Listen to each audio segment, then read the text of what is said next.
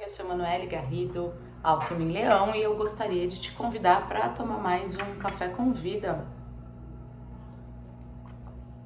Continuando falando do Deus de processos, né, não do Deus instantâneo, Deus de miojo, eu tenho uma dificuldade muito grande com a frase, Deus tem um propósito na sua vida, Deus tem um propósito para tudo que acontece, Deus tem um propósito.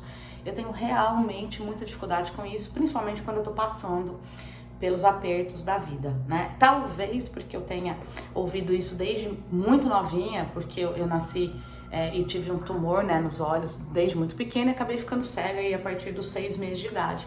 Então parece que assim, que é muito trágico, então porque é muito trágico, Deus tem que ter um propósito nisso, né? E não pode ser a bagunça do mundo, a bagunça de tudo que a gente tem feito, de todo o nosso, aspas, progresso, que gera câncer em bebês, né? Então Deus tem que ter um propósito, Deus tem que ter... E isso sempre me causou muita estranheza, depois eu fui estudar sobre, e realmente eu não creio e eu não acho que a Bíblia mostre isso, que Deus tem um propósito no teu sofrimento. Eu creio realmente que Deus pega essa bagunça que a gente está vivendo aqui no mundo, que a gente escolheu viver a partir do Éden, né? E a partir do que a gente toma as nossas decisões, mesmo independentemente de Deus. E ele pega essa bagunça pela misericórdia, pela graça, pela bondade, enfim, porque ele é Deus de amor, porque ele é amor, ele se define como amor. Ele pega tudo isso e transforma para o nosso bem.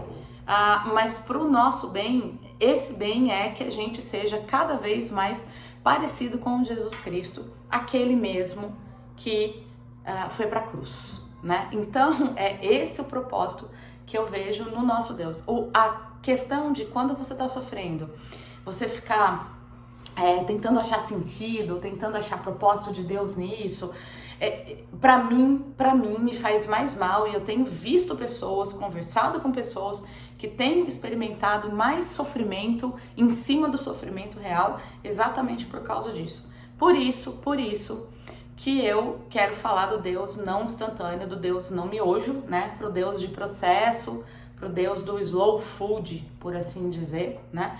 E queria dar um exemplo dessa bagunçaiada toda na nossa vida, como Deus pode sim pegar as coisas boas e fazer. Eu sou uma pessoa, quem me conhece, muito caótica, assim,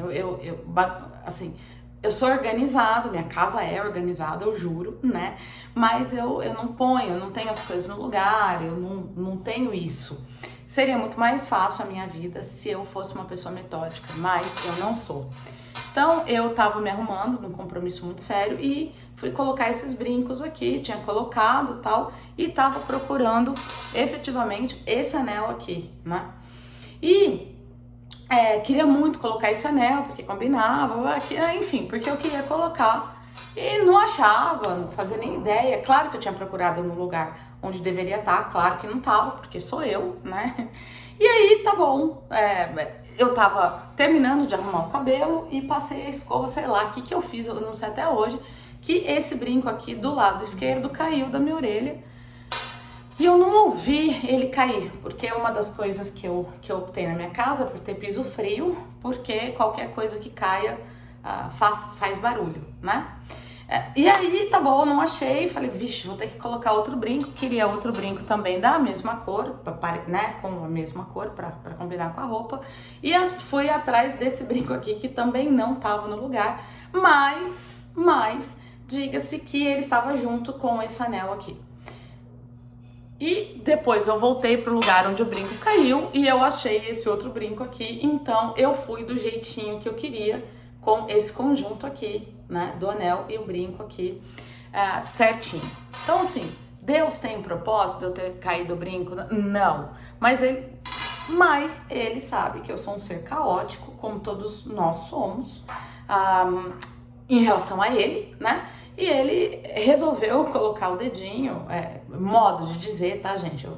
Depois, essa questão da microgestão é bem complicado, mas, enfim.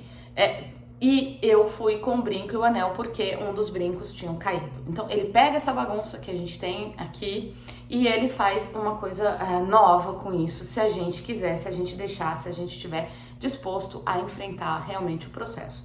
E Você vai falar assim, ah, mas em tudo você vê Deus. Não, eu falei sobre isso, dei esse exemplo, por quê? Porque desde 17 de janeiro de 2021, quando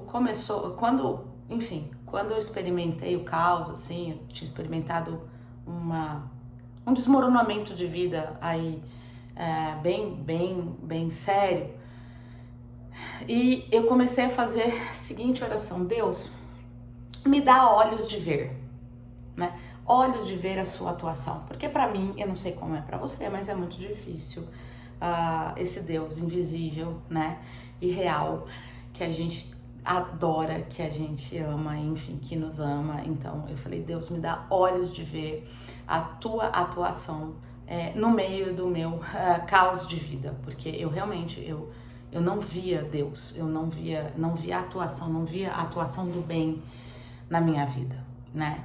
E em 17 de janeiro de 2021 eu comecei a fazer essa oração. Não tô dizendo que a minha vida mudou nada, as circunstâncias não mudaram nada, pioraram inclusive, mas, de um certo aspecto, né? Mas eu ganhei olhos de ver. E tá baseado, essa minha oração tá baseado em Lucas 11:34, que diz o seguinte: os olhos são como uma luz para o corpo.